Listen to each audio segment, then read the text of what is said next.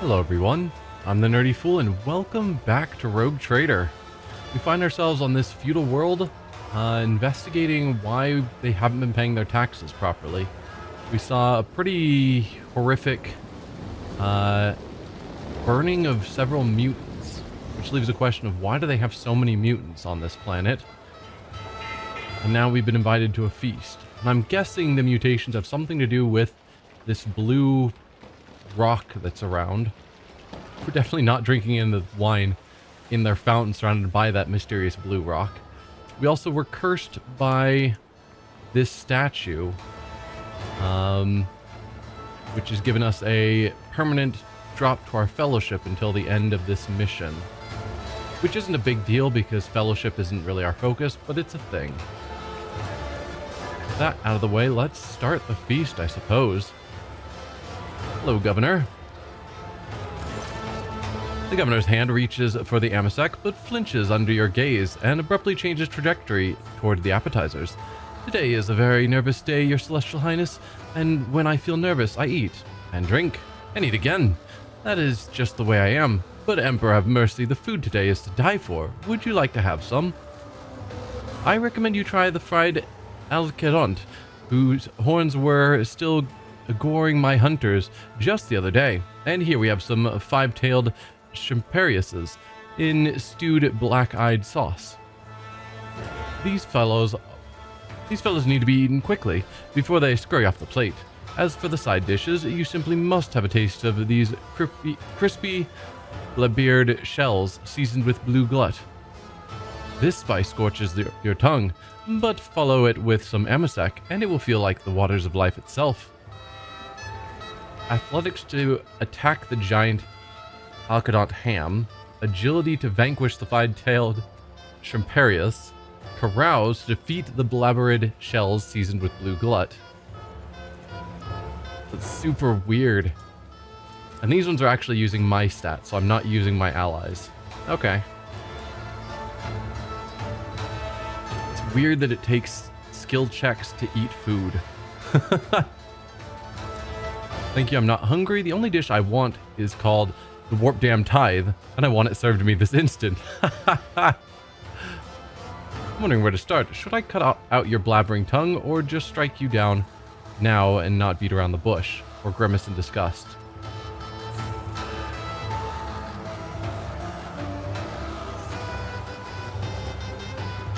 I mean, we could try and play along. Like, we went along with the burning. We let them burn one guy, let the other one live, and it ended up in a giant attack of the mutants attacking us. I don't see how this feast could turn out terribly, but it wouldn't surprise me if it does somehow.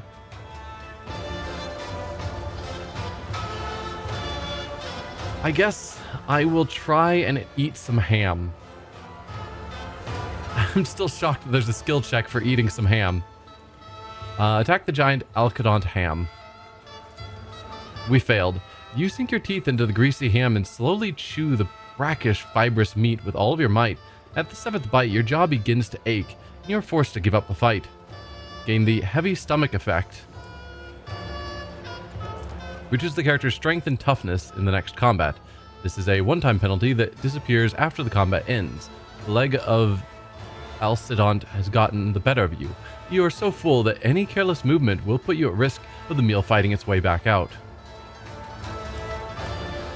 So it just overstuffed myself. Okay. Moderation is wisdom, and wisdom is the attribute of true sovereigns. To your most imperial prudence, Your Celestial Highness, the Governor solemnly drains a goblet of amass. Now that we've had some refreshments, let us talk. I mean, I could just keep trying these, but now the chances are even worse. So, no. Let's talk. Verily, Your Celestial Highness. He reaches his ring-studded hand for the goblet, but stops at the sound of Maeve's voice. My lord, remember what the physician told you. Temperance is the best cure for your ailments. I fear that you have disobeyed his wishes again today. And now I'm paying for it with a compromised sense of balance and a regrettable inability to admire the disguised imposters, and the hunt is already in full swing. Inability to admire the disguised imposters. The hunt is already in full swing. Not sure what he's talking about yet. Someone leans over to you. Rogue trader, once you've had your fill of the governor, let me ask him a few questions. That I could do. What is this hunt you mentioned? Raldo waves a hand at Maeve. Be a darling and tell our guest about our amusements. I am a little exhausted. Of course, my lord. The imposter hunt takes place every moon life. Shortly before the event, the servants are thoroughly cleansed of dirt and foulness, combed, dressed in expensive clothing and masks, and invited into the courtyard with the rest of the guests. The nobles hide their faces as well, and then they try to guess who the imposters are. Telling one from the other is quite a challenge sometimes. The governor suddenly perks up again. And that is the best part. I highly recommend you try it, your celestial highness. It makes for a very interesting change of pace, and on this occasion, the privilege of branding, if you will, falls entirely to you, our honored celestial guest. The privilege of branding. So, a bunch of servants pretend to be nobles, and then the nobles try and figure out which ones are the servants. Okay. I'm trying to match that in my mind about the idea that this place has of people moving up in station and also switching faces. And part of me wonders that, is there something where if a servant successfully plays the role of a noble, then they get to keep that role? Something like that. That's a way of people moving up in their station, because that's apparently a big deal in what they're supposed to be doing. And it was bad for the one noble not to have changed his path in life. This could feel like sort of a test to see who is ready to switch their role in life. Whatever that all means. And then the privilege of branding worries me a bit. Are we actually branding people? Suppose I found all the imposters. What happens next? Has one find an imposter in the crowd? Solomon, you may ask questions. Okay. Suppose I found all the imposters. What happens next? May produces a shimmering slate featuring a string of fine inscriptions. This is a data brand, one of our off-world treasures. We handle it with the greatest care, and yet all of Thessar's jewels and miracles cannot compare to the resplendence of your glory, my celestial lord. When you find an imposter, you need only mark them with this wonderful brand, or wondrous brand. A data brand. I don't know what that means.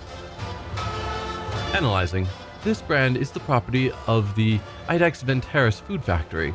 It was used to mark the meat of high-protein specimens of the planet's fauna. The inscription in Proto-Gothic translates to Grox on corpse feed.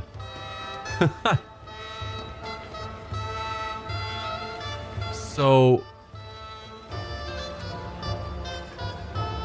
we find all of these servants, and anyone that we find, we mark that they are high-quality meat. Yeah.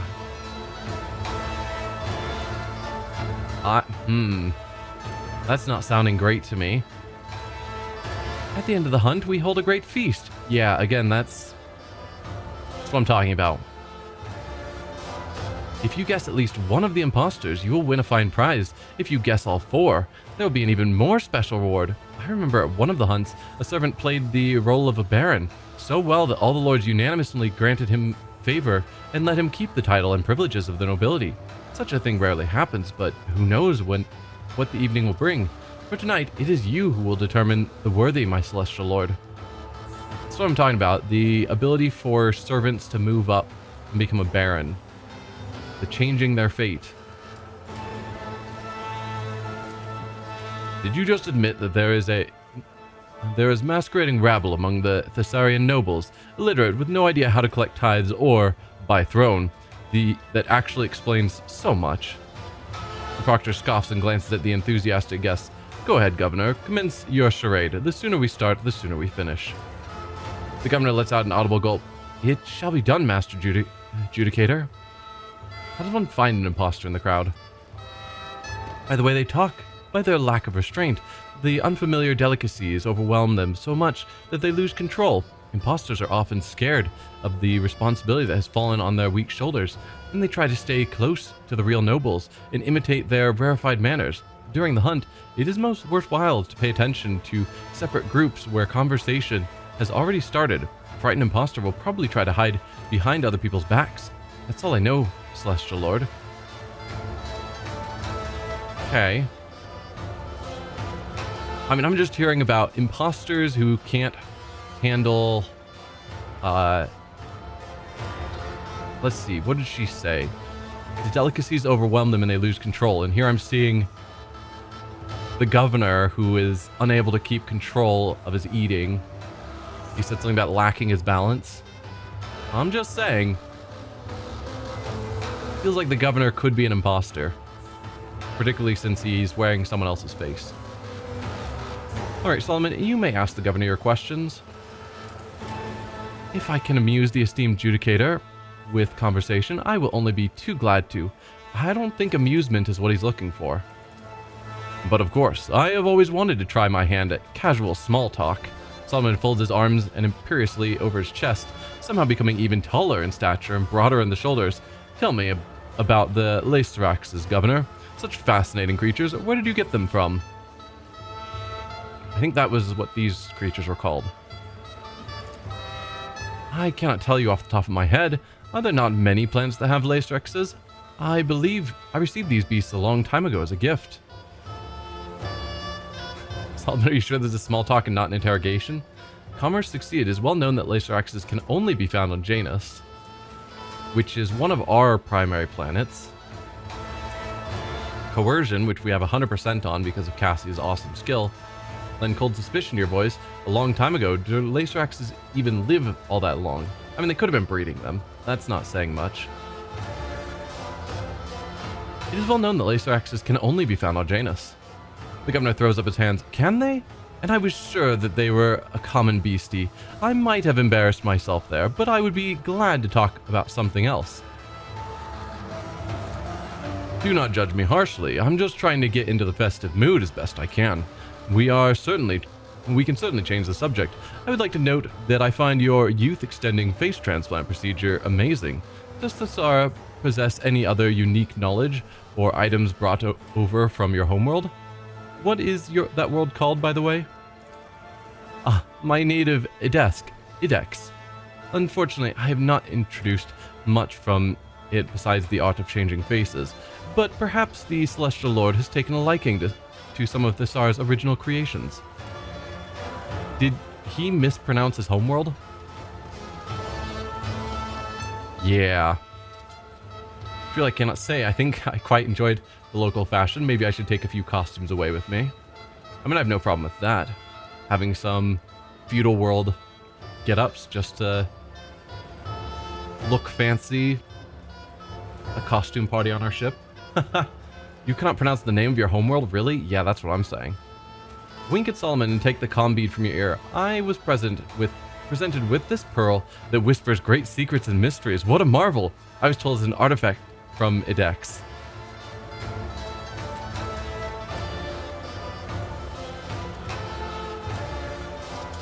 Do we really try and convince him that a comm bead is a marvel from his home planet? I mean, I've got to try it. Part of me wants to just say, you can't pronounce the name of your homeworld, really? But no. Particularly since we have a 100% chance on this. What a marvel, I'm told is an artifact from Idex. Persuasion test succeeded. Oh yes, the famous Idexian Pearls of Revelation. I often use them myself to keep my mind receptive to new ideas. Ha ha. I was interested in the musical servitors. They could only have been brought to you by the Crimson Priests, correct? Can you tell me why they visited the planet? I think they were the Red Robes who arrived to celebrate the ascendance of the new governor. That's me. Gualdo's wistful gaze follows a Shrimparius fleeing the table. Your answers are rather reticent and tentative, Geraldo, almost as if you were merely a chance passerby and not the governor. Why would servants of the Omnissiah care who had taken the throne of a technology underdeveloped world? Good question. That he won't have the answer to.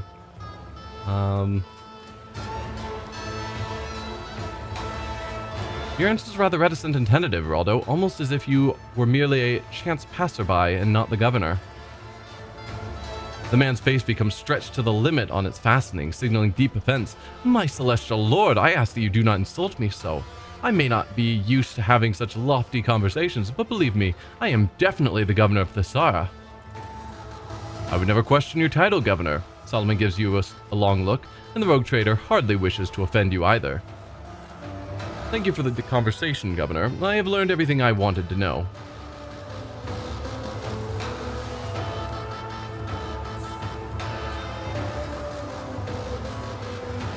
Yeah, alright, let's participate in the hunt. This is going to turn out poorly. Marvelous. As soon as you are done with your search, I will be... The governor attempts to rise from the table, but gravity proves to be his superior. And we get the data brand. This brand leaves an almost invisible holographic mark on anyone it touches. Contains 4 charges.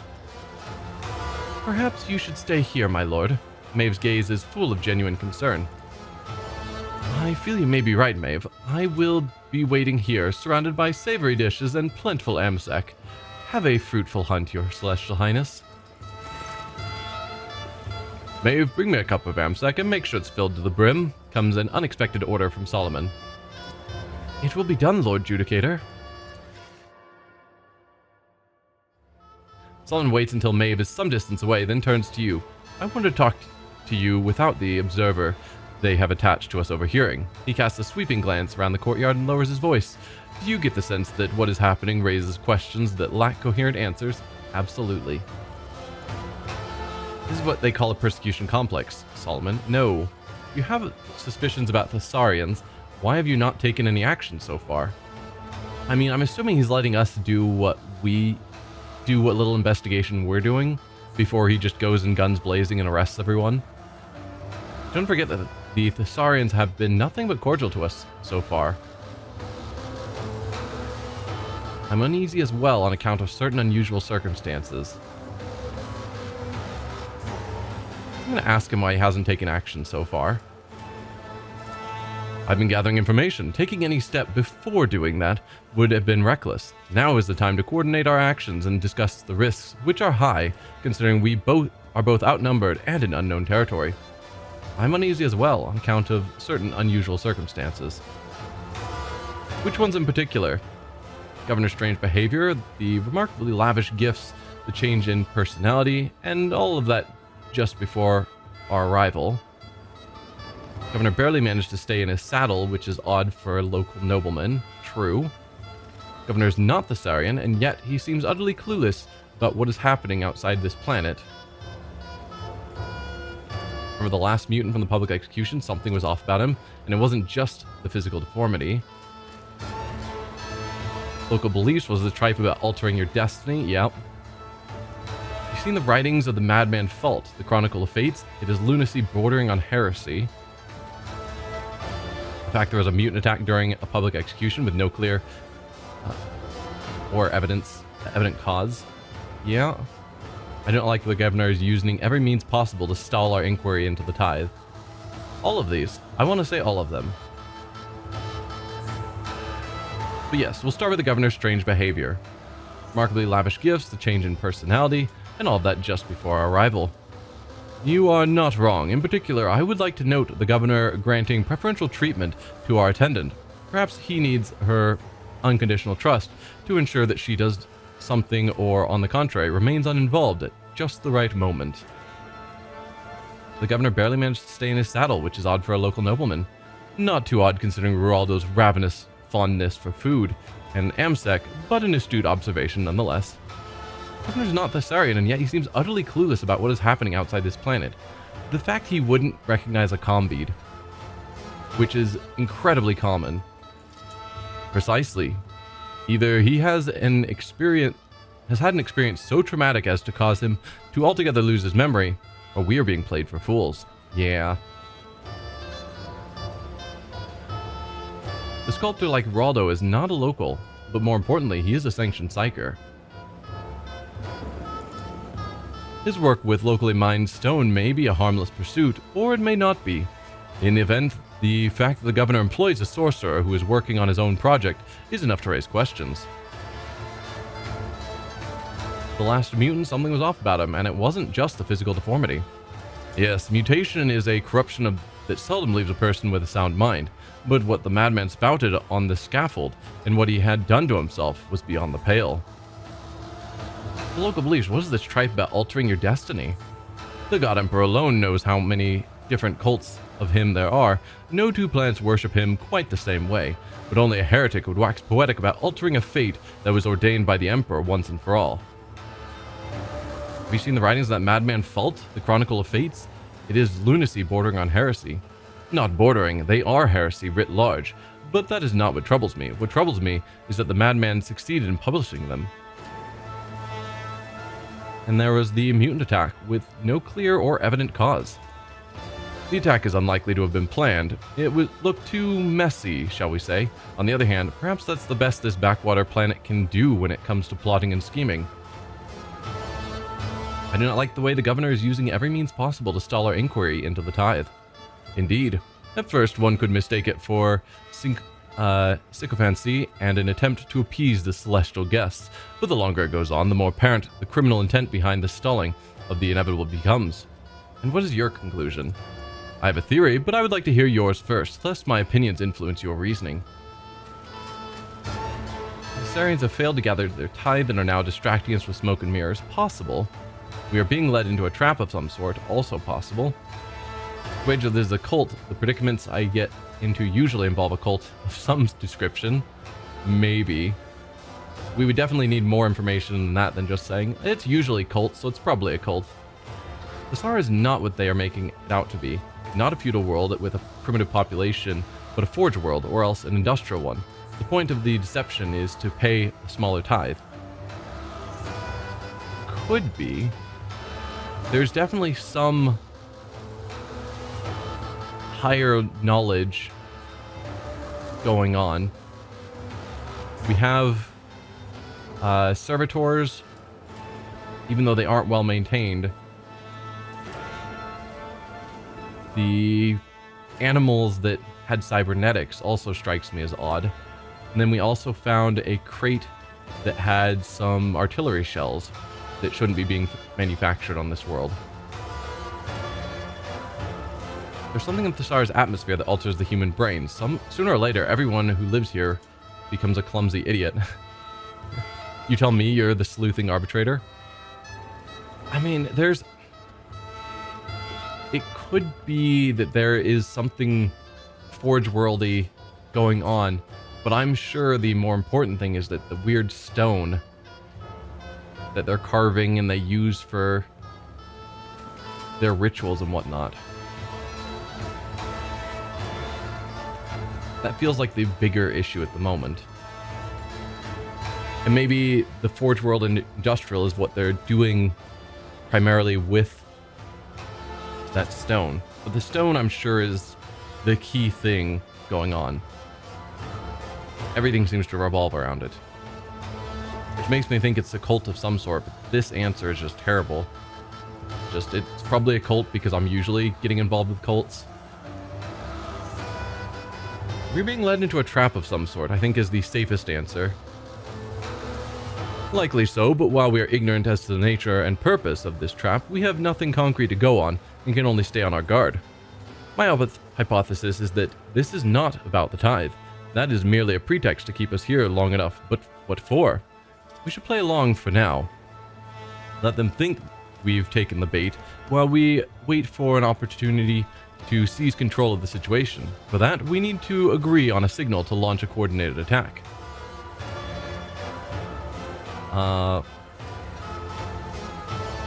When I say lovely weather we attack, reasonable. It's not something that I would randomly say, but also wouldn't stand out that it's obviously an attack. My words will be the Emperor knows. That's something I might accidentally say. So probably not. I'll shout attack. Well, that lets them know an attack's happening. so you don't get your immediate first strike by surprise. Take a drag on a low stick. That will be the signal to strike. Again, that's too possible to happen on its own.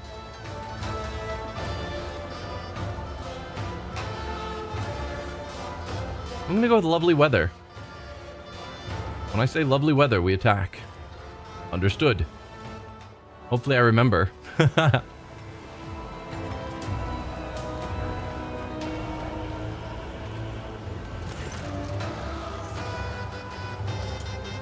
Maeve returns, taking quick, careful steps along the paved road, a brimming goblet in her hands. Your amass, my lord, I haven't spilt a drop. Without a word, the arbitrator hurls the drink on the pavement. The splash of amass is like a scarlet wound upon the stone that has been polished by 1,000 souls. She goes to so much effort to carefully bring this full to the brim glass, then he just tosses it down. Like, she feels like she's a decent person trying to do her best in this situation where she's pulled between the governor, her brother, the fool, who's weird, and then us. And just making her life harder feels bad. I don't think she's necessarily part of the whatever is going on. Or at least actively and intentionally part of it. My celestial lord, did you want to ask me something? Let's continue our walk.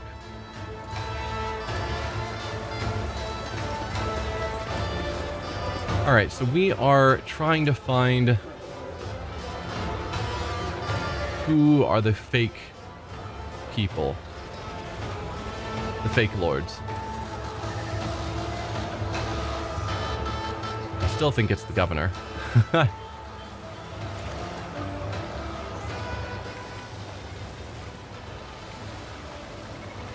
least that's, I'm assuming we're still working on that.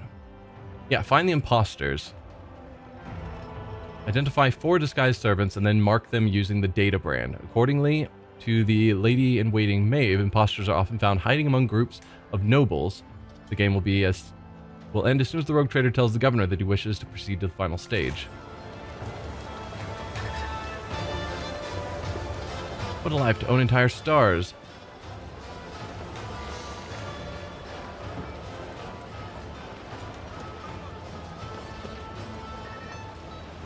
I mean, they're all saying the same things. Gate's locked.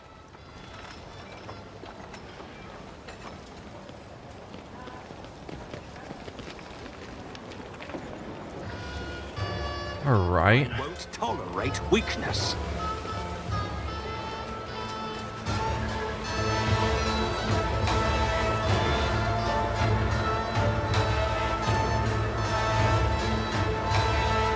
There's also not been any option to mark people.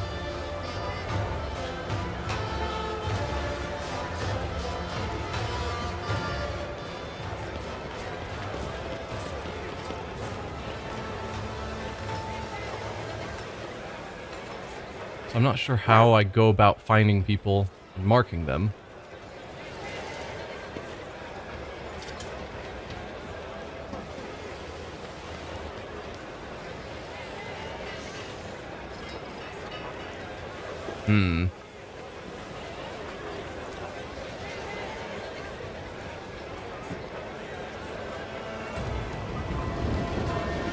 I don't know.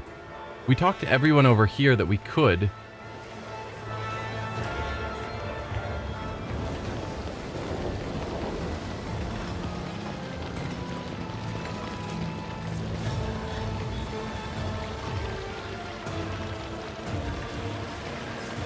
I mean, you're probably one of the guilty because you aren't handling your drink well. And that's a sign. So how do I use this?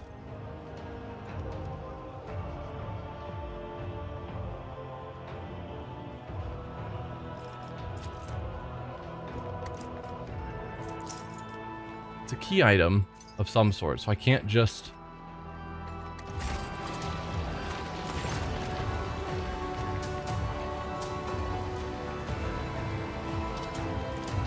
Yeah, I'm not gonna drink. I can't mark you.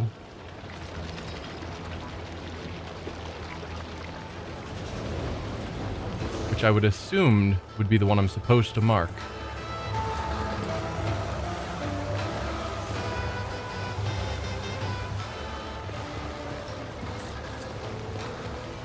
I don't know. Victory awaits!